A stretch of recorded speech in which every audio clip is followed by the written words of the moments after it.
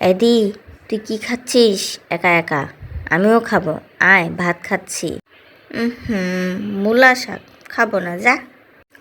গন্ধ, একবার খাই দেখ, যদি গন্ধ লাগে তাহলে আর কোনো দিন তোকে খাইতে বলবো না। মূলা শাক একদম কুচি কুচি করে কেটে লবণ দিয়ে মাখিয়ে ঢাকা দিয়ে রেখে দিলাম।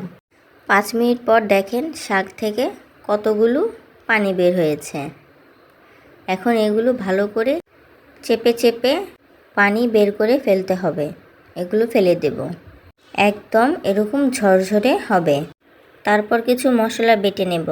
1 চামচ সরিষা, 4টা কাঁচামরিচ আর কয়েক কোয়া রসুন। আসেন এখন মেন প্রসেসে। কড়াইয়ে তেল দিয়ে রসুন কুচি আর পেঁয়াজ কুচি দিয়ে লাল লাল করে ভেজে নেব।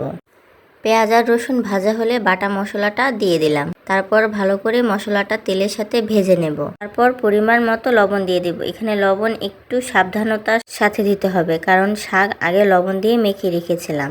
এখন মশলার সাথে শাক ভালো করে ভাজবো। তারপর দিব 1 চা চামচ শুকনো মরিচের গুঁড়া। ভালো করে নাড়াচাড়া করে ঢাকা দিয়ে দিব। 5 মিনিট পরে দেখবেন আমাদের শাক রেডি। গরম ধোয়া ওঠা ভাতের সাথে এই শাকের রেসিপিটা একবার খেয়ে দেখেন, শাকে কোনো ব্যাড স্মেলই নেই।